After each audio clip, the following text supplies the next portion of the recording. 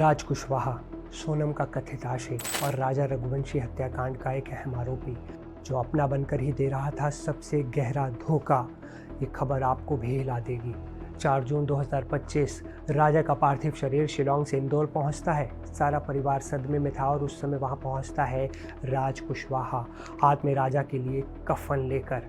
CCTV footage में वो साफ साफ दिखता है कैसे वो कफन देता है और फिर अचानक फ़ोन पर बात करते हुए भीड़ से दूर चला जाता है।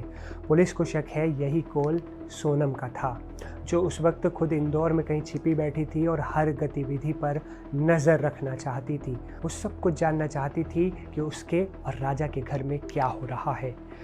राज सिर्फ कफन ही नहीं लाया था, वो राजा और सोनम दोनों के पिता को ढांढस भी बंधा रहा था। चेहरे पर दुख दिखा रहा था झूठा, लेकिन जेब में फ़ोन और फ़ोन पर पल पल की रिपोर्ट। पुलिस मान रही है कि राज उस समय खबरी की भूमिका निभा रहा था। उसे राजा के अंतिम संस्कार की हर बात सोनम तक पहुंचानी थी। अब पुलिस के पास सिर्फ शक नहीं, सबूत भी हैं। CCTV footage, call records, location details. Raj और सोनम के बीच लगातार संपर्क हो रहा था। उनसे पूछताछ भी की गई, किसका क्या प्लान था, क्यों मारा गया राजा को, ये सब पुलिस पूछ रही है।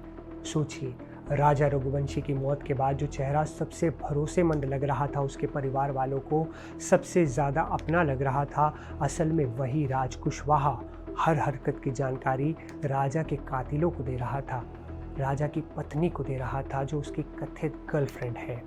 राजा की बेवफा पत्नी सोनम तक पहुंचा रहा था। अब पुलिस ये भी जांच कर रही है कि क्या इस साजिश में और लोग शामिल थे, क्योंकि सोनम और राज अकेले ये सब नहीं कर सकते, ऐसा पुलिस का मानना है। क्या सोनम के परिवार को सब पता था, ये भी एक बड़ा सवाल है। एक बार फिर सामने आया कि सबसे गहरा वार वही करता है जिसे हम सबसे ज़्यादा अपना मानते हैं। राजा रघुवंशी की मौत सिर्फ एक मर्डर नहीं, ये मोहब्बत, भरोसे और शादी और धोखे की सबसे खतरनाक कहानी बन गई है। इस हत्याकांड से जुड़े लेटेस्ट अपडेट्स की बात करें तो शनिवार को मेघालय की एक अदालत ने सोनम रघुवंशी और उसके कथित प्रेमी राज को 13 दिन की न्यायिक हिरासत में भेज दिया। खबर है कि सोनम और राज की पुलिस हिरासत शनिवार को खत्म हो गई थी, लेकिन मामले की जांच कर रही विशेष जांच टीम यानी SIT ने हिरासत बढ़ाने की मांग ही नहीं की। इसकी वजह से कोर्ट ने उन्हें न्यायिक हिरासत में भेज दिया। वहीं इस हत्याकांड में एक नया मोड़ और आया, जिससे मामले में सस्पेंस और गहरा दिया। दरअसल सोनम रघुवंशी की करीबी दोस्त अलका का नाम सामने आने के बाद अब नए सवाल उठने लगे।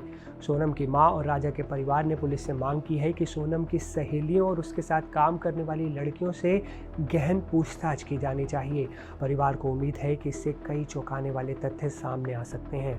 अलका के बारे में कहा जा रहा है कि वो सोनम की बेस्ट फ्रेंड थी, लेकिन अब ये सवाल उठ रहा है कि क्या वो सिर्फ दोस्त थी या वो इस अपराध में भी शामिल थी। कुछ दिन पहले एक और किरदार की इस केस में एंट्री हुई थी, नाम था संजय वर्मा। पुलिस की जांच में पता चला कि संजय वर्मा नाम के शख्स ने सोनम को महज 25 दिनों में 240 कॉल किए। पुलिस पूछताछ में पता चला कि संजय वर्मा और कोई नहीं बल्कि राज कुशवाहा ही था।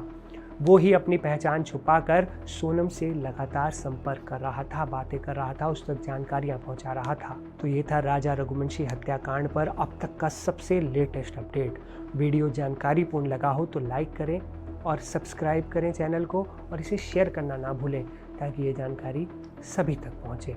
वीडियो में फ़िलहाल इतना ही। मुझे असीम को दीजिए इजाज़त। आपसे फिर होगी मुलाकात एक नई वीडियो में। तब तक के लिए अपना बहुत ध्यान रखें।